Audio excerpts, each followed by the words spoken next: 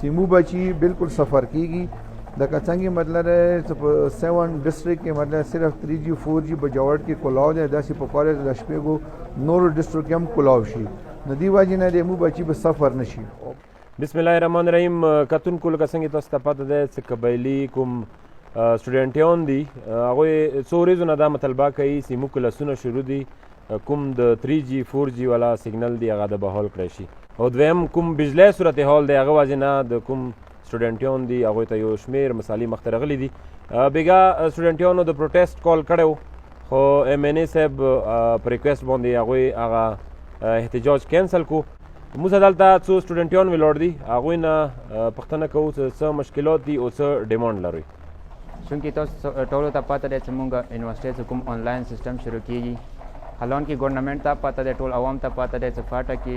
نه د لایټ سهولت شته او نه د 3G او 4G سهولت شته. موږ زیات تعداد باندې پروټیسټ ته راوتي وو خو MNA صاحب ریکویسټ واجې نه موږ څو کسان ویلي د کرونا وایرس کومه خطره دی که نه موږ څو کسان راغللو و دا مو مطالبه کوو چې موږ ته پکار د 3G او 4G سهولت میلاو شي او ورسره لایټ هم ویلې چې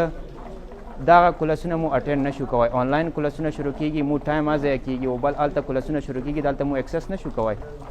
هغه ته د نیټ سهولت پکار دی د لایټ سهولت پکار دی نو مو باقاعده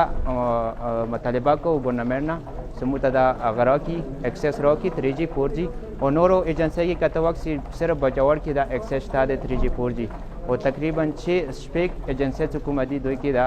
سهولت نشته نو مو کوم خپل کوم هغه د ایجوکیشن کوم سیستم دی هغه مو کنټینیو نشو کوی. نو دې وجې نه مو مطالبه دا دی چې په کار د څومره زر نظر کېږي مو ته دا اکسس میلاو شي.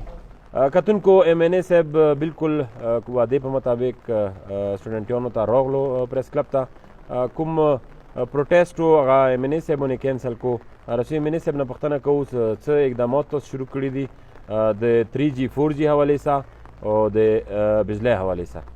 بسم الله الرحمن الرحیم. ټولو نه مخکې تاسو ډېره شکریه او چې کله نه مطلب دا دی چې مو حکومت دا فیصله کړې ده چې یاره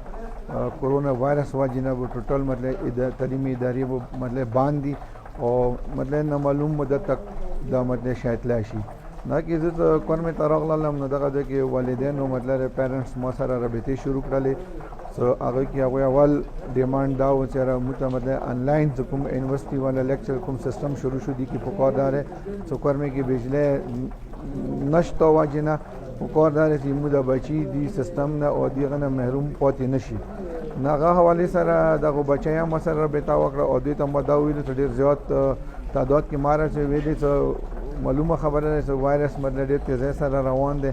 نو دې وجې نه مو اوس بالکل ډیمانډ هم کړی دی تیر شوي 73 بریګیډیر صاحب سره هم میلاو شوی یم. هغه نه علاوه مو خپل 11 نه مطلب ډیمانډ کړی دی اوس بیا ډیمانډ کوو چې مو بچي بالکل سفر کیږي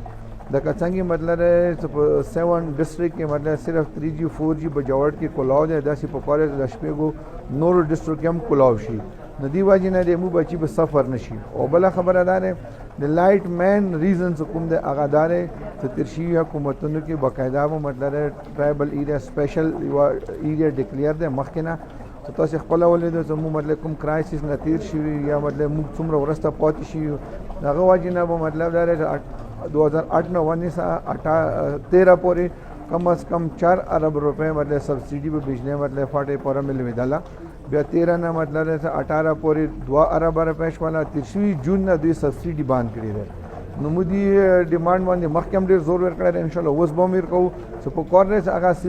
سبسډي هم دوی بحال کړي او ورسره کم از کم چې د ورځې انو نه مطلب شپې انو لاسو پورې دا بجلی چې کومه دی دا بحال شي د موډ کې چې کومه دی د مطلب فیوچر مطلب دی چې طبق کېدلو نه مطلب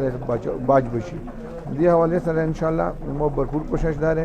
دې باندې به زه اسلام آباد کې هم خبره کوم دې باندې انشاءالله 11 کور سره خبره کوو 73 بریګیډ سره به خبره کوو او وزیر اعلی سره به خبره کوو. مهرباني